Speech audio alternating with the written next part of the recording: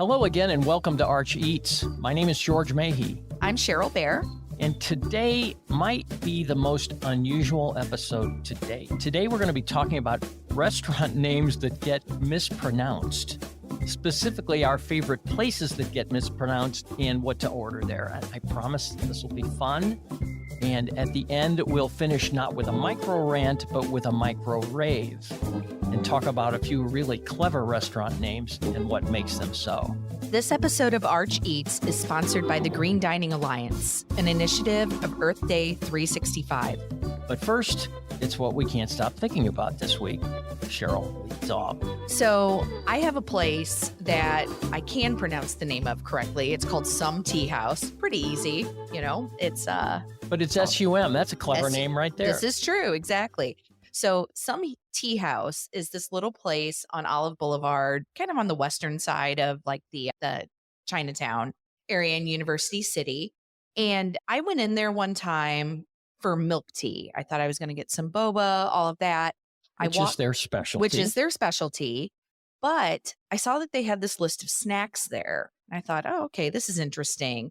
So I had crab rangoon, which, by the way, is some of the best crab rangoon I was going to ask you about that. They're known for their crab rangoon. Fantastic. Okay. Absolutely fantastic. But the thing I had most recently on a visit are their chicken wings. And I'm telling you, these are the best chicken wings I have had in ages. I think they're some of the best chicken wings in St. Louis. They are plump drummies, which, you know, I know you and I, I'm a flatty usually guy. Flatty people, but I'm telling you, these drummies are fantastic and they're battered. So they're almost like mini fried chicken drumsticks. And the story behind it is the woman who owns it, her family owns Chinese restaurants, like think the very casual American style chop suey restaurants. They have been making this crab rangoon and these chicken wings as part of, you know, their family's restaurants offerings for years. And they are serving them at her boba tea house. And I've got to tell you, like, enjoy the boba tea. Do not sleep on the snacks, especially the chicken wings. They're outstanding. I would never have thought that. Ever. People go in and get boba tea all the time and probably never get that far. You would have no clue. It's even kind of buried on the menu a little bit. It's a good tip. That's a really good tip. I promise you will not be disappointed. Apparently, the word is out now on the crab rangoon, but I think that chicken wings are now the sleeper item on the menu. So get the chicken wings. What I can't stop thinking about is a recent trip to LaRusso's, and it ends up being one of the last trips. This makes me sad, George. I had dinner there on the night before the night they closed, and the meal was perfect. Everything about it. It was Saturday night, and you'd swear it's just another Saturday night, and they were closing the next night. You know, I had cioppino. There was a great chicken parm. The tutamari was perfect. A double order flash fried spinach, which I can't make that at home. No. So we got 2 orders and it was perfect. I don't know how Terry LaRusso does it. This was the night before they closed. There was plenty of food. They weren't out of anything. They had plenty of wine. It's a testament to her that she could run that restaurant for 2.5 years after her husband, Rich, died. And yeah, it was time to close it. And so she did. And hats off to Terry LaRusso. She deserves to relax and retire. I did find out the building is for lease. Oh. And the landlord is the family who operated another storied Italian restaurant in that same space way back when called Luigi's. Okay. But Luigi's and Tony's were the places way back when. I would love to see nothing better than another classic restaurant move in to where LaRusso's was. That would be only fitting. Someone to just carry on that legacy there. I mean, it's such a storied storefront. It's got great Italian bones, and it should remain that way. Yes. R.I.P. LaRusso's, but let's see what else happens in that space. We'll be right back. The Green Dining Alliance is proud to present the 2024 St. Louis Food Waste Challenge, happening throughout October. Did you know the average American wastes $1,300 worth of food each year? We can change that together. Learn more and discover which local restaurants are participating by visiting greendiningalliance.org. And now, back to the show. So, speaking of Italian restaurants, that's where we're going to begin the next segment about restaurant names that get mispronounced. And Cheryl, this whole thing started when you and I were discussing a brand new restaurant within a restaurant. And the spelling is Bacaro. And you and I think we mispronounced it on this in our cheats, as a matter of fact. Everyone's been mispronouncing it. We've been mispronouncing it this entire time. And in fact, had no clue we were mispronouncing it until we talked to their publicist. And they didn't correct us, but they gently were just referring to the appropriate pronunciation right. In a conversation. They might have been snickering under their breath, but we didn't know it. So how do you pronounce it? We have been pronouncing this place Bacaro. Yes. I think everyone in St. Louis is pronouncing this Bacaro. It is, in fact, Bacaro. So Bacaro is the inspiration for this podcast here. We were blown away by it. And, we had to do some digging. Like, is this correct? Is it not correct? Well, exactly. And we found out that Bacaro is a Venetian tavern. Yes. Or an osteria. It's not an osteria, by the way. It's an osteria that serves cicchetti, which are little Italian bites. Not cicchetti. I think I was mispronouncing that too. Yeah. Bacaro is located out in St. Peter's, below Noto Restaurant, Noto, and pronounced Noto. Bacaro is open Wednesday through Saturday nights, 4 to 10 p.m. Really great little snacks and wine bar. Yeah, small plates, really inspired by their travels up north, and that kind of those Venetian little like hole in the wall pubs that you just kind of wander in. So definitely a very different experience than Noto. You're not going to get the Noto menu up there. You're also not going to get, a rum and Coke or gin and tonic there. You're going to get Italian liqueur, Italian inspired drinks, Amaro. It's an excellent transportive place. Highly recommend it. Regardless of what you call it, it's going to be a great experience. It is. And go before dinner, go after dinner. That's what it's designed for. And you've got another Italian. I do. And it's kind of in that same line where that pronunciation is actually on the initial syllable there.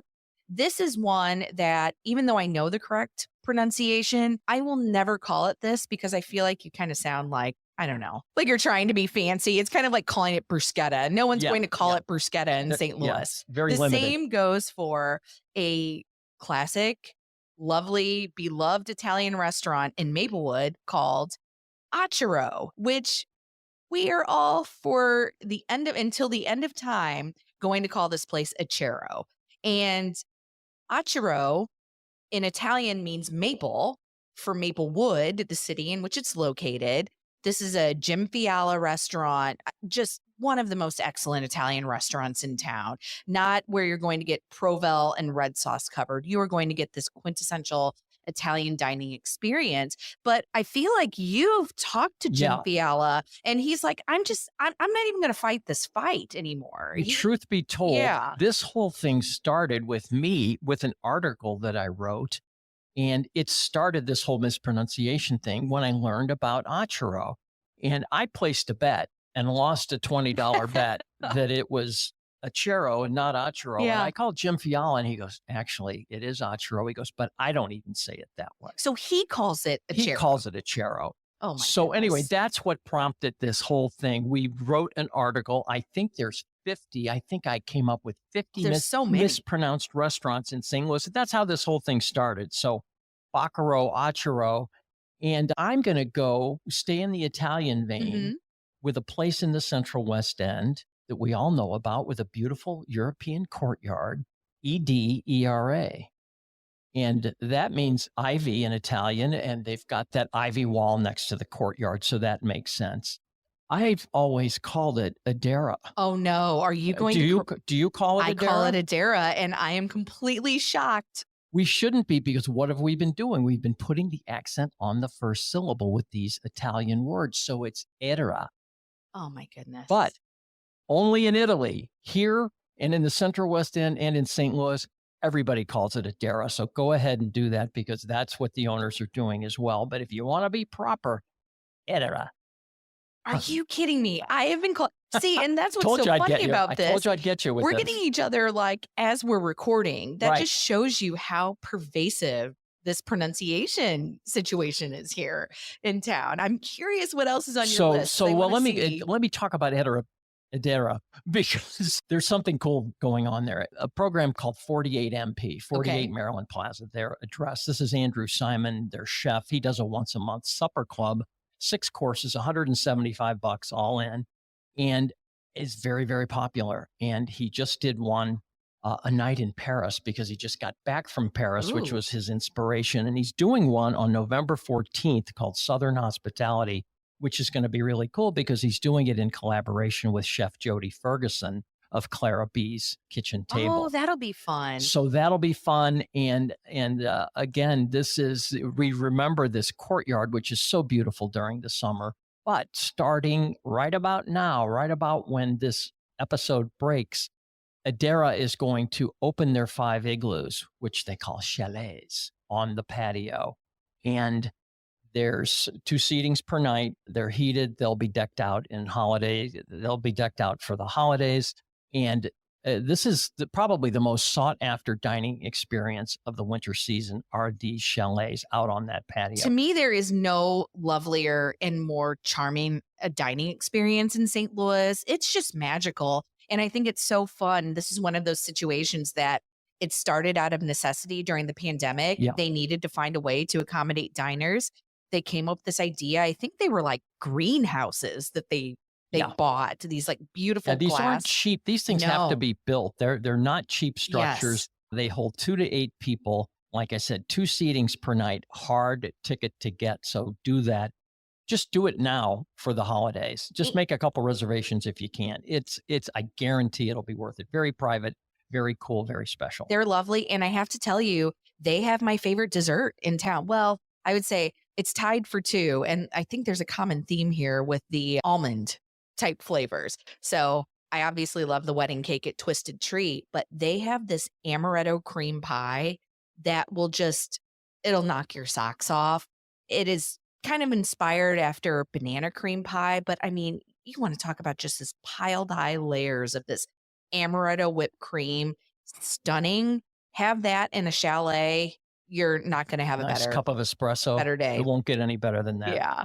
So I am going to go to a very popular restaurant here in town, a well-regarded, national acclaim, Vicia in the Central West End. Michael and Tara Galina's James Beard nominated fine dining, I guess you would call it. Definitely fine. Yeah, definitely fine dining. Although they really want people to feel that it's, they went away from the tasting menu. You can still get that, but it's a la carte service now. So it's fine dining, but it's still accessible.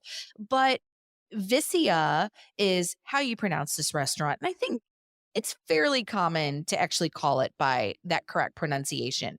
But I have heard a lot of Vicia and I've heard Vicia a lot. Have you heard different pronunciations? I've heard, and probably like everything in between that. But it is Vicia. Michael and Tara will not correct anyone on this. They're way too committed to hospitality, to correct their guests on this. But Vicia is the correct pronunciation. I think it's named after, is it vetch? There's like a cover crop that's indigenous to this part of the country. And this is the Latin spelling of that, the Latin pronunciation of it. So that's where the name comes from.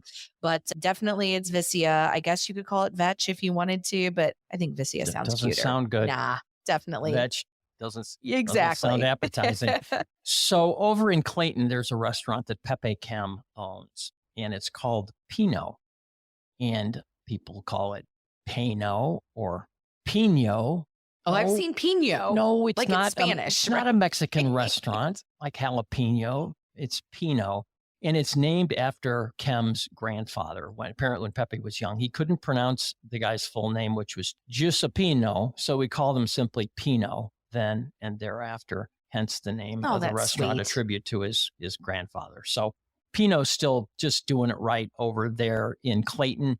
And one thing that he did last year, which intrigued me, was he was giving a year's worth of meals for 2 people for $2,500. I think he did it the year before. He did it again, but he's not going to do it in 2025 because the price has to go up. And he said he's kind of tested the market a little bit. $2,500 is all people want to spend. So he's not going to do it this year, but I thought what was interesting, and this is something I had never heard of either. If you buy $1,000 worth of gift certificates, he'll give you 500 for free. Wow. You hear these. Yeah, if you buy 100, you get Sure. $10 or you get 15. No, if you do 1,000, you get 500 free. Wow. Again, he's trying to generate some year-end cash, Mhm. which a lot of restaurant guys like to do because secretly that's when they have to pay their taxes. So they want, December to be a really good month. So he just told me that's what he's doing. And I said, I'll see if I can push that a little further down the field. So that's Pinot over in Clayton, not Peno. Not Peno and not Peno. I've heard Peno with that too, which I don't know where that would even come from. I know it almost hurts my heart to say it.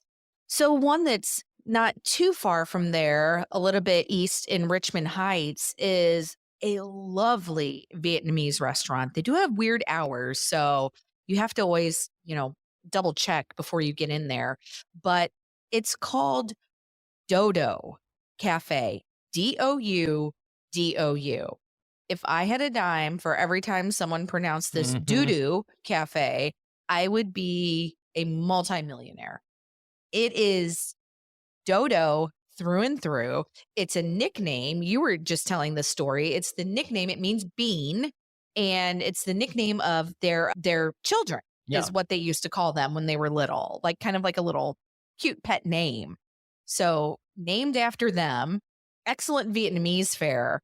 And it's a sleeper over there. You can drive by it 100 times and not see Dou Dou. Dodo. It is Dodo. Exactly. See? I know. See, we can't even get it right, and we do this for a living, George. But this was an unexpected place too. And if you're looking for a really traditional Vietnamese fare, I thought this one just blew me out of the water. It's attached to a hair salon. Like the woman, the wife runs the restaurant. The husband is this legendary St. Louis hair designer. I mean, he is a character. Yes. Let me just tell you that. And he's always walking to and from the restaurant and the salon. So it's just fun people watching when you're there. But she has this, it's almost like this home kitchen is set up in a separate room off the salon. And she's making like the best pho I've had. She makes these outstanding spring rolls. I was over the moon having her food there. I mean, you feel like you are in someone's home kitchen when you eat there. So do not sleep on Dou Dou Cafe. And not far from there, right down on McCausland, is a place called Pan d'Olive. Pan D apostrophe O-L-I-V. Not Pandolive? Not Pandolive. The whole world calls it Pandolive. It's Pan d'Olive. And that place is at or near the top of my list for restaurants that have great food that are also inexpensive. We talked about them in that episode. I think we did, yes. And I mean, their standard entrees are inexpensive. There's a grouper for $27. There's a tenderloin medallion, Modiga style, for $28. Oh, wow. Really good. And this is a full plate of food. The pastas are in the teens to low 20s.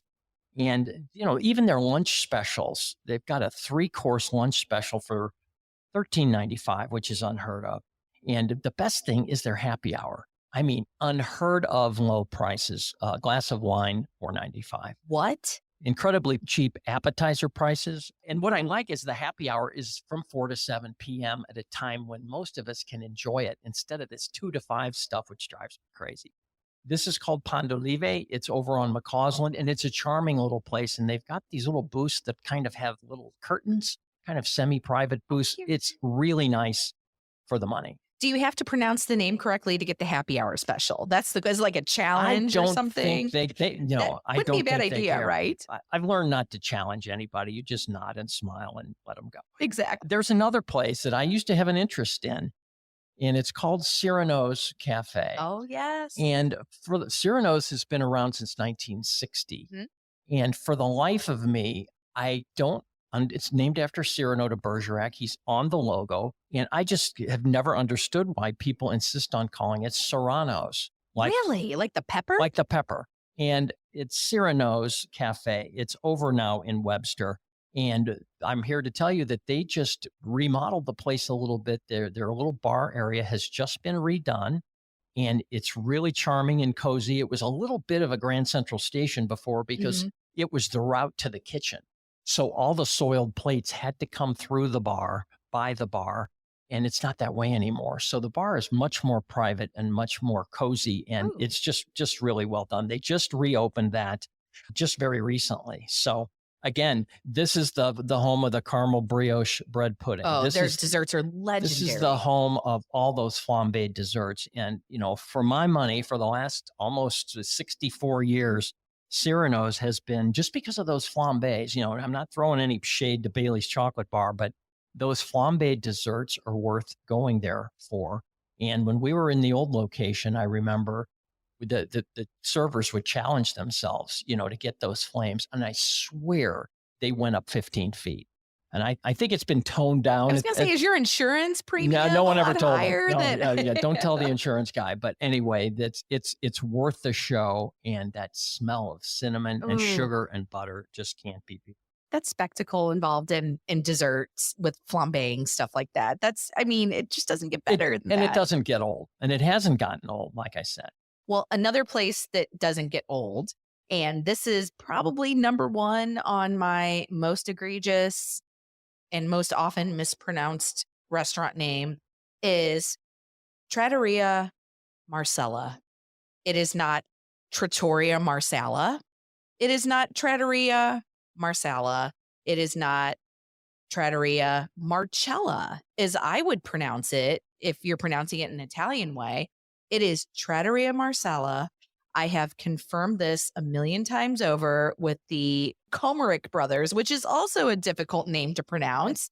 And they get around it. They just call it the Trot, which also isn't the best name ever, but that's what they call it. No, but it's named after their mother. Yes. So I think, because I've actually had people pronounce it, I've seen people pronounce it to them, Marcella or Marcella. And they're like, we actually know how to pronounce our mom's name. This is, I promise you, it is Marcella. So for the record, this lovely South City storied Italian restaurant that, to me, it just doesn't get any better than this place. I love it. One of my favorites. It is just consistent, and it's as delicious as from the day it opened its doors, and it is Trattoria Marcella. And that ravioli that they serve there, that toasted ravioli is the one that I brought down to Gordon Ramsay to taste as an example of St. Louis toasted ravioli, which that chef had never had. So I was the guy that got to introduce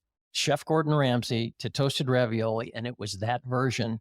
And he thought it was pretty damn good. Nice. I think he pronounced it something delicious. I love it. That's great. You know what the something is. Oh, it's coming out of his mouth. So the last place that I have is one that I didn't understand for the longest time till I knew the story. Ruth's Chris Steakhouse. Everybody wants to call it Ruth Chris's Steakhouse. No, it's Ruth's Chris Steakhouse. Ruth had bought the Chris Steakhouse from a guy named Chris and kept that name for a long time. When there was a fire there, she moved it. And in order to pay homage to him, she called it Ruth's Chris Steakhouse. And the rest is history. She's an incredible operator. She's no longer with us, but it's funny. A trailblazer. And she learned to hate being called Chris. She didn't want to be called Chris's wife. There's all these stories. There were customers angling for a table that would say, hey, we knew Ruth before she married Chris. And she'd just go, ugh. One restaurant critic joked that saying the name 3 times fast should work as a sobriety test. Oh my goodness. Ruth's Chris Steakhouse, 2 locations in St. Louis. If you Google that name, you'll see about 8 locations. Mm-hmm. There's a whole lot more than that because a lot of them are franchised, including the 2 here. Both really, really good restaurants downtown. There's a couple tables that overlook the arch. It's beautiful. People that have never been in that restaurant miss all that. And those are some of the best restaurant tables in town. At that restaurant, the location out in Chesterfield is incredible in its own right.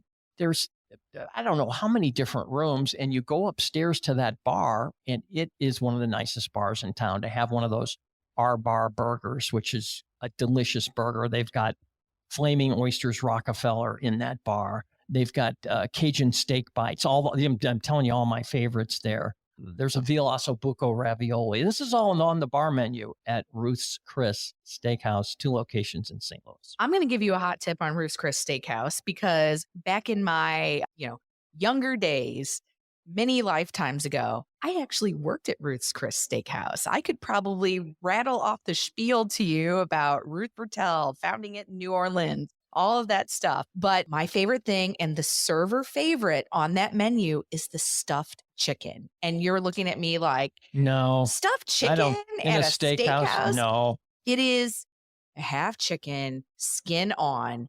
I mean, you think about it broiled in those like searing hot steak broilers, and they stuff it with this like mixture of this herbed cream cheese and other stuff. I don't even know what it is. All of us servers on our day off, we would get that. We would ask for extra stuffing. We would get a side of broccoli au gratin, sweet potato casserole with a scoop of ice cream on top. And then we would pray that we weren't going to die because it's pretty darn indulgent. But get the chicken at Ruth's Chris. And my tip for Ruth's Chris is that the downtown location on weekends is open till 10. Okay. That's pretty unusual for a downtown restaurant. And in Chesterfield, they're open till 11. So if you want some late night dining and a late night piece of chicken, Ruth's Chris Steakhouse. I must have chicken on the brain today. Chicken wings and stuffed chicken at a steakhouse. Yes. So we have a whole bunch more. Again, I encourage listeners to read this article because it is amusing, and I guarantee you'll be mispronouncing more than you'd think. And we haven't even opened the door on the mispronounced dishes yet. No, we've got that too. To be continued. And we're gonna just stay with that theme. Instead of ranting today about something, we're going to do a micro rave, and we're going to talk about some creative names, speaking of restaurant names. And that just opened up a whole other door for us. We thought, what the heck, let's do this too. One of my favorites is the Piccadilly at Manhattan. That might be my favorite name because the location is the same as the name. It's the Piccadilly at Manhattan, located on the corner of Piccadilly at Manhattan. It doesn't get any better than that. I love that place. It's delicious. How about hot pizza, cold beer? The name is what they sell. What they serve there. Perfect. That's one. Have a Cow Cattle Company. Isn't that just, it's a lovely name. You know, the old have a cow expression means don't take things too seriously. It's a wonderful restaurant in the Gate District. And there is a Have a Cow Cattle Company is the name of their farm. And they just have this altruistic view of the world. It's love coffee, love burgers, love your enemy. And they really want everybody to get along, even though we might see differently on some things. Great burgers, breakfast all day. These guys hire the less privileged, and the name is memorable. Love it. I've got a couple on there. This is funny because the owners, Jason and Shawnee Knight, who sadly just closed this restaurant, even they didn't agree on how they pronounced the name of their restaurant, Got Ham and Eggs or Gotham and Eggs. So RIP to Got Ham / Gotham and Eggs in South Grand, which recently closed. Sad story. Maybe we'll see him again sometime, hopefully. And I thought it was just funny that Shawnee says Gotham, like the fictional city that's home to Batman. And Jason, her husband, who happens to be the Batman fan, pronounces it Gotham. Go figure. So funny. The other ones on there, my two last ones, they're so fun. Pokey Dokey. And makes you smile. It just does. And of course, Nacho Mamas. Nacho Mamas, 30 years old. First place I know that served a to-go margarita, and they're still lining up. Doing the Lord's work. Again, these go on forever. How about Nudo House? This is Quitron's kind of self-deprecating name for his ramen and pho concept. And that's what little kids call noodles. And he just thought that was good enough. Oh, yeah. And that makes you smile. It does. Well, and especially the puns that, come with that. I think I've seen Show Me Your Nudes, NOOD. Yes. So it drives me crazy that people call woofies wolfies. Oh, like I know you and I have been known to wolf down a few dogs, but the name is woofies. And oh my gosh, I don't know. Let's end with Yummy Tummy right up the street from us in Maplewood. So fun. And their tagline, and they started with subs, and then they had it was subs and sushi, I think, to start, which is an odd combination. And then they added ramen and poke. So those four things under one roof, it's just bizarre. And the original name was Toasty Subs. And they said, this just doesn't work. This is a little misleading. They said they wanted a name that would help people know what to expect. And I thought, well, Yummy Tummy works. And apparently that's what all the customers voted for is Yummy Tummy. And you know what? All four of those items, they do a pretty good job. They do. And it's pretty reasonably priced. So yummy tummy. Surprising. I know. Yes. Unexpected. You would not think by looking at it, by walking in there, seeing their cart of offerings, that they would do a great job with everything. And yet they do. Former sub shop, used to be Toasty Subs, Yummy Tummy in Maplewood. We could go on forever with this. I know. It's too fun. Maybe we'll have to do a part 2 sometime down the road. We shall. It's all for today, folks. Thanks for listening to Arch Eats. Oh my God. I can't believe it's Edera.